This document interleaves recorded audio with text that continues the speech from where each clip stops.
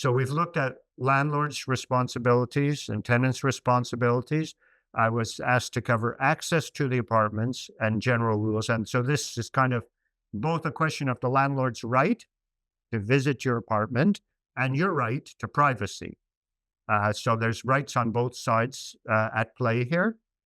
So let's look at the general rules first and then look at exceptions. So general rule, except for an emergency.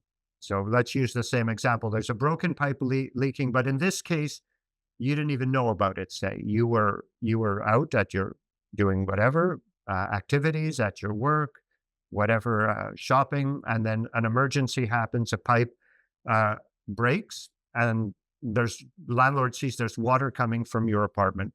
The landlord does not have to give you notice. They can go in and try to fix the problem immediately without giving you any notice. Okay, so that's the exception. The general rule is they must give you 24 hours notice. Okay, so they do have the right, as long as they're not overdoing it and abusing it, to visit your apartment. Some landlords even like to do an annual inspection.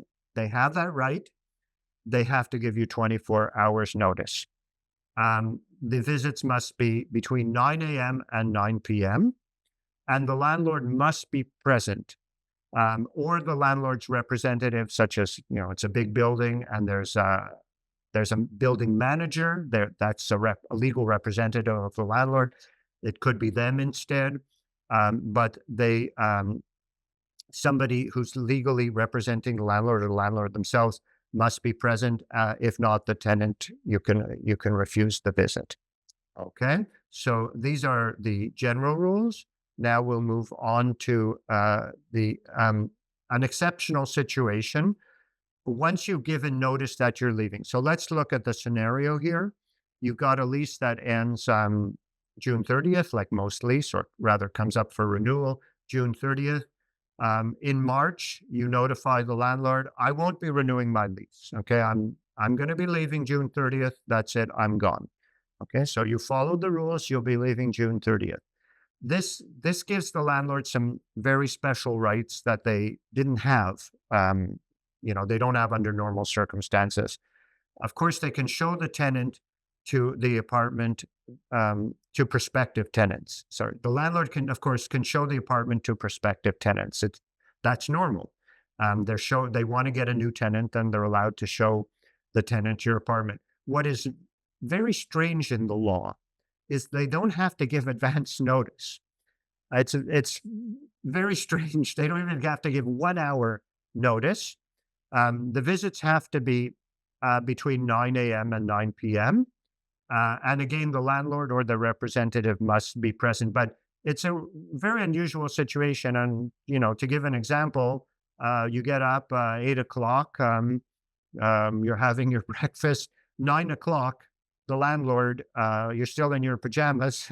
The landlord knocks on the door and says, I have some prospective tenants. I want to show the apartment.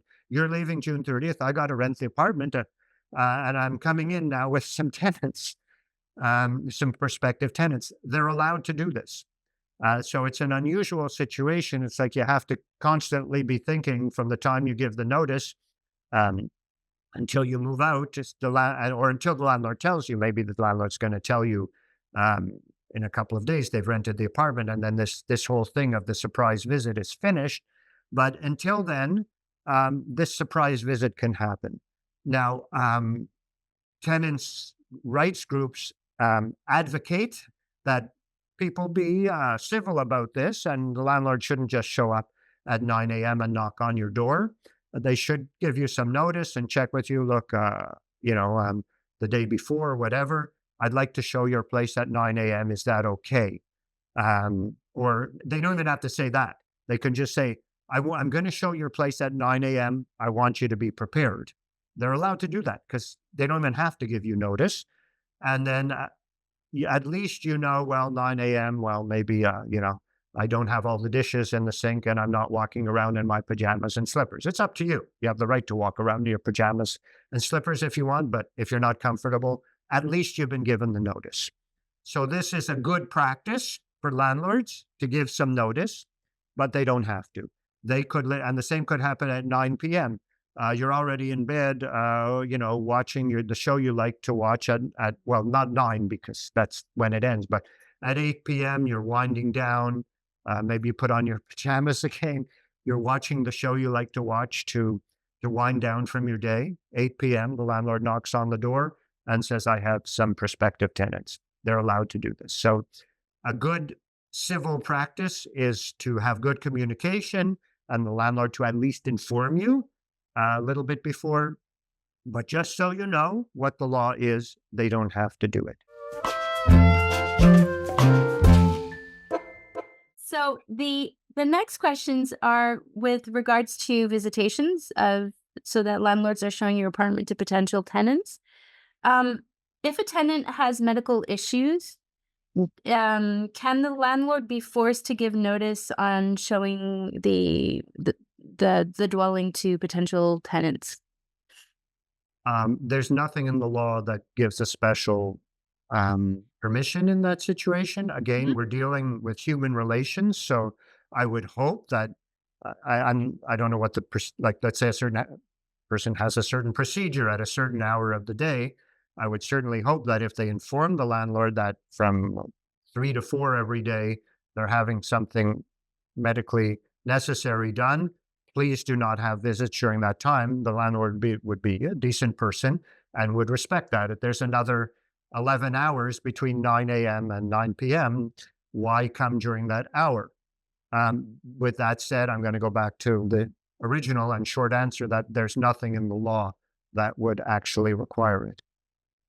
So does the same thing apply to if you're not home because you're at work, for example? Can the landlord just open the Yes, door and show it?